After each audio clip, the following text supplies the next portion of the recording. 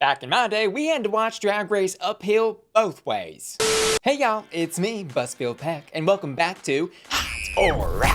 And today we'll be reviewing episode 6 of RuPaul's Drag Race All-Stars Season 9. Our queens are challenged to roast each other at the National Drag Convention Roast, with set orders chosen by Jorgeous for winning the mini challenge, and the runway category was Atomic Blonde. So we'll be going queen by queen to break all that down, plus covering the alleged plagiarism of Gottmik's roast set, favoritism of Jorgeous, and the development of the Angeria versus Roxxxy and Jorgeous storyline. So saddle up, because we got a lot to cover. First up, and in the order they got this roast a-cookin', it's Shannel, who apparently is very happy to go first, because it's not only what she does, she is a host, but it's the position she wanted all along. And for opening the show, Shannel does a great job. It's clear she knows her way around a mic. And while she was tasked to go first, I've got to say the wind was taken out of her sails a bit by Bob the drag queen, who actually opened the roast. So we have this weird situation that pans out where Bob opens the show, and then Shannel also opens the show. And she never really finds a way out of this I'm hosting and opening the show energy that she gives off during her set, which kind of makes her feel a little aloof to the rest of the competition, and ultimately like she wasn't participating in the roast to her fullest capabilities. Which isn't to say there weren't a couple of good jokes mixed into her very confidently delivered opening speech, like about the cast and crew working really hard every single week to get Nina's corset on, and the one about Carson's cheeks and Michelle's chest swapping places. And I left her set thinking, if I were in charge of booking a show, would I hire her as a roaster?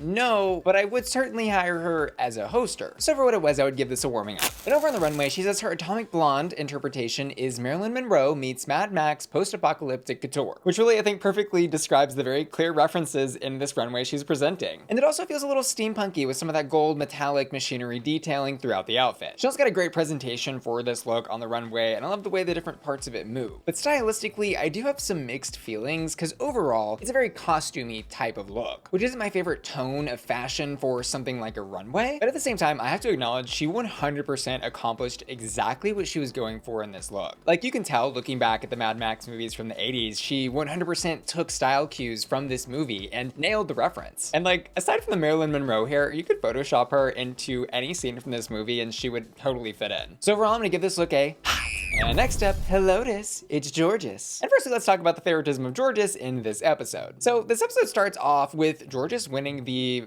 essentially superlatives mini challenge, for which RuPaul not only awards her the ability to select the order of the queens in the roast, but also a beautiful benefactress badge for like no apparent reason. Not only did this beautiful benefactress badge come out of nowhere, but the mini challenge wasn't even really related to the queen's talent in drag at all. And so before we even get to the challenge of this episode, Jorgeous wins her second badge in the competition. By the way, still leaving Shannel with 0. Any other interesting favoritism towards Jorgeous we see in this episode is more so, I will say, a product of the edit. But last week we saw RuPaul tell Jorgeous that she should try a comedic character where she presents butch but acts femme. And so in this very next episode, Jorgeous decides to be this butch thug in the roast. And my name is not Roxy Andrews, but I do want to make it clear, I'm not criticizing Jorgeous's decision to follow RuPaul's advice here. I think she did the right thing with the character choice and was simply lucky enough to have won the badge in the mini challenge. But like, there is no other queen in this competition getting such specific advice from the judges or haphazardly winning badges in the way she is. Anyways, Jorgeous hasn't necessarily been killing it in the comedy challenges this season, but she absolutely stunned, shocked, awed, and surprised in this one. She took Ru's advice and came out as this butch character, which Ru later tells her she should name Hector, and starts off with some pretty predictable jokes about Carson Kressley's.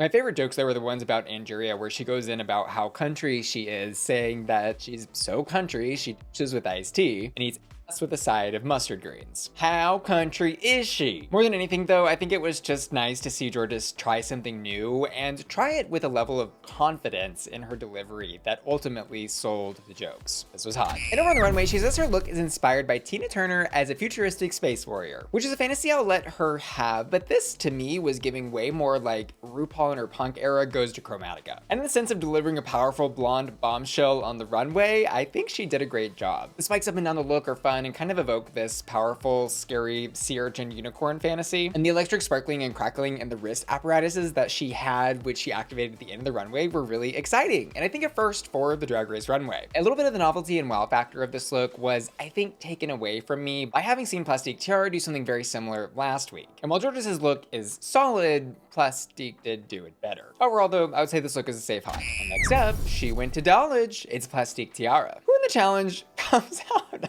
into the roast wearing a Sailor Moon costume and smoking a cigarette. I've got to say, I found Plastique quite hilarious. She did a really great job of delivering rapid fire jokes, which I think is exactly what needs to happen in a roast. In particular, the Gottmik puts the T in LGBT trash, talking about how Leia Remini is hiding from Scientology deep in Michelle's, and Rupaul being so old that the only elements on the periodic table when she was in school were earth, wind, and fire. But I do think we should acknowledge, given the alleged plagiarism situation with Gottmik's set, that not all of Plastique's were original material either. Like saying Jorgeous can sit on a popsicle and know the flavor is an old gay joke that we've heard variations of on Drag Race roasts. And the one about Roxxxy Andrews stepping on the scale and it saying one at a time is a very old school fat joke. But I will also point out her entire set wasn't completely ripped off of one other singular comedian's jokes. It was more of a collection of cliches that she adapted to the situation at hand. Overall, I'm gonna give this a pass on some of the cliches, but a overall. And over on the runway, she's 1/3 human, 1/3 bunny, and 1/3 car, which is very much giving me Megazord Power Rangers costume, but designed by Mugler. And it actually reminded me a little bit of the famous Mugler motorcycle outfit that Jimbo actually recreated back on UK versus the World with all those exhaust pipes at the back of the look. And overall, this silhouette is just sickening. It is breathtaking. And I love the absolute ridiculous camp drag of all those exhaust pipes and the mask reveal to this like white little snow bunny makeup, which by the way, as Michelle points out,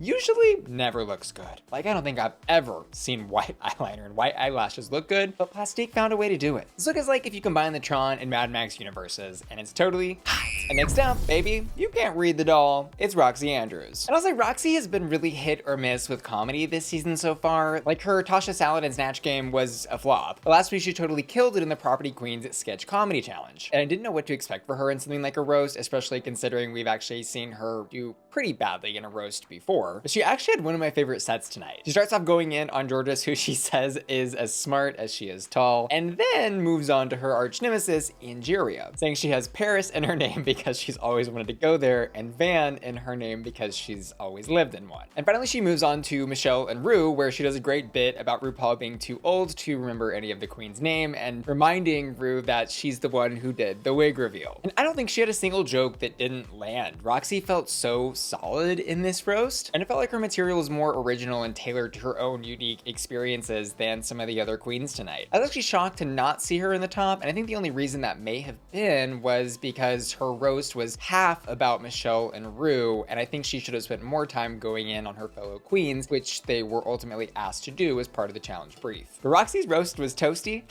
But over on the runway, she says she's giving us warrior princes of the future fighting saber-toothed tigers, which is funny because it implies that at some point in the future, saber-toothed tigers will no longer be extinct, and or that when they re-emerge in the flora and fauna of the world, they will only be this big. Because I think the pelt that is supposed to be hanging from her wig and goes about down to her shoulders is the saber-toothed tiger in question, which is really small. And I guess I'm focusing so much on this because I don't know what else to focus on. Ultimately though, I guess I'm fine with the artistic fantasy she wanted to execute here, but the execution of the actual fashion is really lacking for me. This feels like a bunch of mismatched fur pieces and then a random sparkly gold tank top hanging from some chains trying to pull everything together in the center. And I'm also not understanding the story of her makeup being so dark and yet so light at the same time. And it's crazy because like she as a queen looks good, like the body's banging, but the outfit is just not it for me. It's gonna be a And next up, it's Miss Vanjie. And her set starts off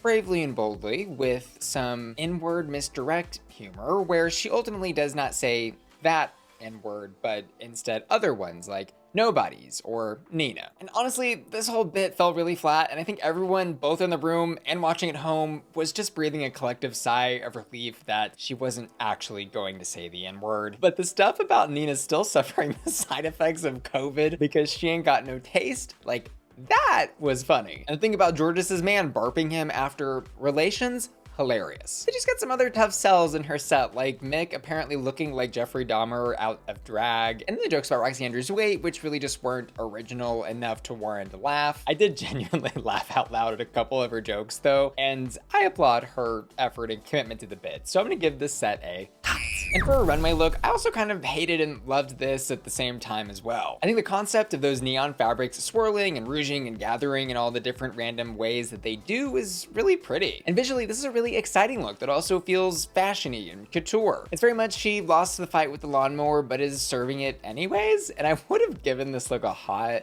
but there are just some issues that I think really detract from it. Like that drop skirt leaving this exposed knee pad or knee gauze wrap boot cover situation thing around her knee. I don't know what that is, but it's really ugly and distracting. And I also don't love how the bottom part of this dress just sort of piles up and sits at the bottom on the floor. So I'm gonna give this look a.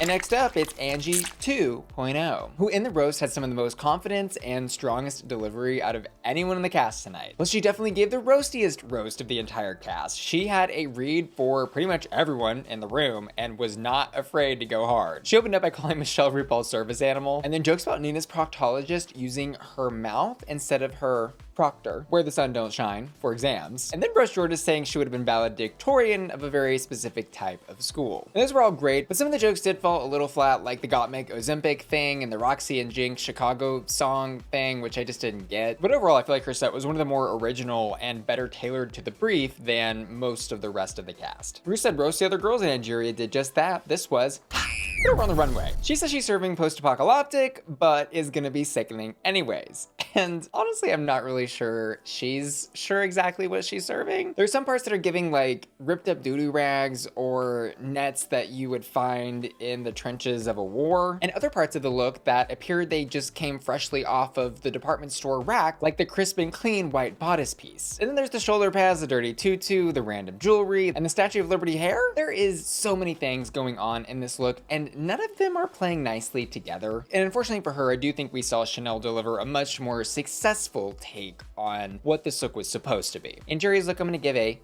And next up, will she survive the plagiarism accusations? Stay tuned. So the big drama this episode is essentially that Gottmik is being accused online of plagiarizing her entire roast set from a comedian named Nikki Glazer. With the exception of one joke, her opener about the Glee cast members and what they did to her, which is apparently not borrowed from Nikki Glazer, but Lisa Lampanelli, another comedian who told almost that exact joke during the roast of David Hasselhoff. And let me say, before we take a look at the evidence of what happened, I think it should be noted a lot of the Rue girls do have jokes written for them for things like roasts and reading challenges. And generally speaking, as a fan of the show, this isn't something I have a major problem with. Ultimately, I just want to be entertained in these segments, and expecting every single drag performer that goes on RuPaul's Drag Race to be able to write and deliver their own stand-up comedy routines is a pretty huge ask. Stand-up comedy is just such a rare talent, and I think it's okay to acknowledge that while there are some queens who truly can do it all, most cannot and do not. Queens outsource things all the time, like Rupaul, for example, who doesn't make her own outfits, style her own hair, or even paint her own face. That said, if a queen is paying someone to write jokes for them to deliver in the competition setting of RuPaul's Drag Race to an international audience, I think those queens do have a responsibility to verify the material that they're delivering isn't directly plagiarized from someone else. But was there actually plagiarism, and how did Gottmik respond? So the video that calls out Gottmik for plagiarizing the jokes in her roast set that went viral was this one. I do not want to badmouth you since God already did. I am not going to stand up here and badmouth you because clearly God already has. I want to thank you so much for fighting the war against terrorism and subtlety. You are consistently fighting the war on homophobia and subtlety. Will and Grace was really the best you could do. Your run in Hairspray was truly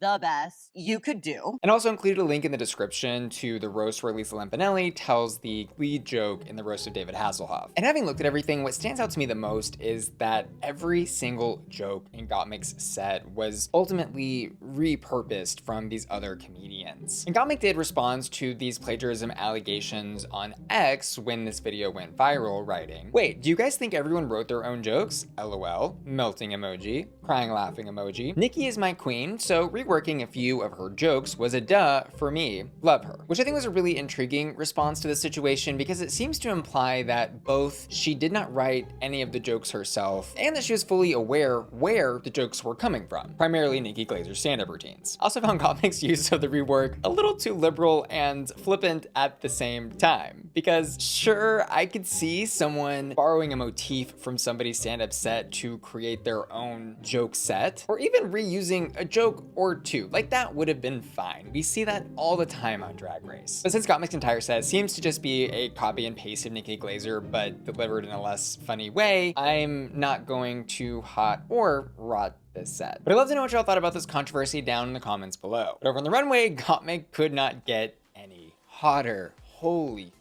this look is incredible. My first thoughts when I saw this look were of Terminator and how the special effects makeup she has going on her leg and in her chest look like tears exposing circuitry and microchips beneath the skin, which are amazing pieces of makeup work on their own, but then the garment itself is also sickening. It's like a patchwork of different leather pieces stitched together that are burning or melting into more circuitry and silver foil pieces. It's like Catwoman if she were a Terminator and also Donatella Versace in the Matrix universe. This look is so hot. And lastly, closing the show, hide those feet, it's Nina West, who we find out isn't thrilled about closing the roast tonight because while she says she's a comic, she's not necessarily an insult comic. And I think because she's known to be funny, this was one of the only competitive edge choices that Jorgeous made in her placement of the queens in the roast order. And I think either the concept of this comedy needing to be in roast format or being last or both all kind of got to her in the end. Because she's like giving one of those stand-up sets where it's really difficult to find the jokes. There's a lot of setup and explanation about how she's a nice queen. And I pretty much tuned out halfway through only to realize she actually did start finally telling some jokes. She goes in on Jorgeous's lack of brain cells, Plastique's x-ray retouching, and then Vanjie being like a washing machine because she's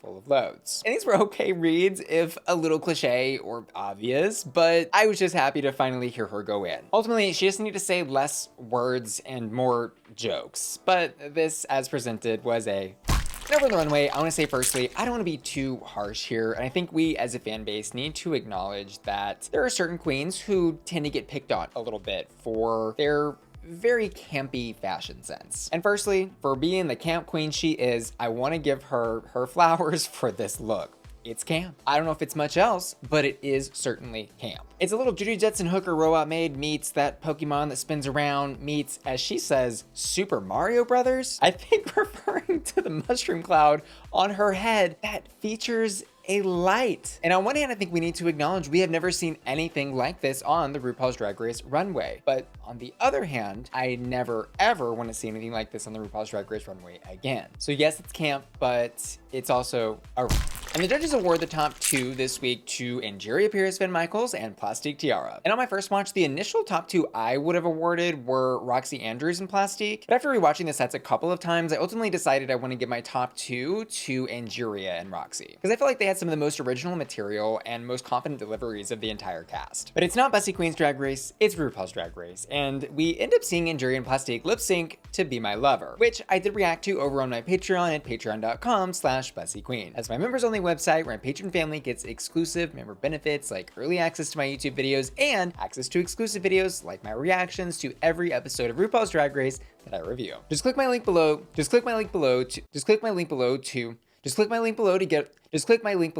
those. Just click my link below to help. I'm so tired. Click my link below to join my Patreon and help support the channel. I'll see you guys there. I'm so tired. Okay, regarding my thoughts on this lip sync, this is yet another week of Plastique Tiara does not know the lyrics to the song. And it becomes very apparent when she is just walking across the stage, pointing at Angeria, lip syncing every single word right in front of her, as if to tell the judges, don't even consider me, just give the win to Angie. And sportsmanship-wise, I think this was a nice gesture from Plastique, but I'm kind of tired of the queens not knowing the lyrics to the lip syncs. Like, it was very obvious with the Nicki Minaj song last week, and now this, and I just can't help but think if there were actually anything on the line, anything at all, besides money being donated to charity, which is gonna happen either way, then we wouldn't be having situations where queens didn't know the lyrics. I want to be clear here, I'm not really directly critiquing the queens for not knowing the lyrics. I'm critiquing the setup of the competition, because if I were in their shoes, no, I wouldn't spend all that time to learn the lyrics for something that didn't matter either.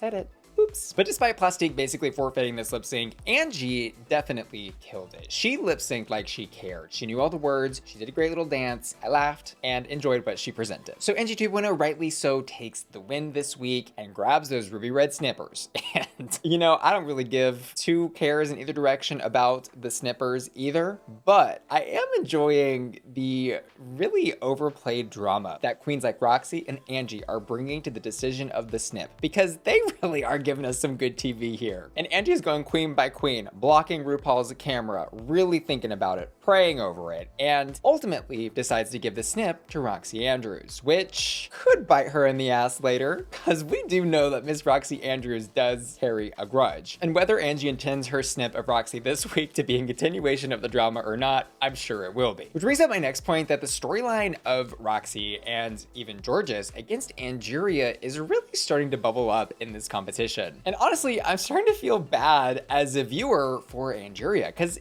it's kind of feeling like everyone versus her. Roxxxy with her snipping, and then we even saw this manifest in the roast this week, because both Roxxxy and Jorgeous had very long bits specifically about Angeria, like multiple jokes each. And we also saw Jorgeous give a little dig towards Angeria in the workroom when she said it was funny that Angeria kept changing into a lip sync outfit every single week because she thought she was going to get those badges, which Angeria did not take so kindly. But I'd love to know what y'all are thinking about the drama of Roxxxy and Jorgeous versus Angeria down in the comments below. And finally, let's do hottest hots. In the challenge this week, I'm going to give it to Roxxxy Andrews, and on the runway, Gottmik. I also asked my Patron family over at patreon.com/BussyQueen to vote on their hottest hots this week, and they've chosen Jorgeous in the roast and Plastique Tiara on the runway. And finally, I want to give an extra special shout out to Ashley Brungard, Felicia, Laura, Matthew Burns, Mikal Minst, Topher, and Will and Tana, who are all supporting me at my Bussy Queen collector tier at patreon.com/BussyQueen. See y'all later. Love ya. Bye. And by the way, yes, I am wearing a brat themed candy bracelet that I made myself.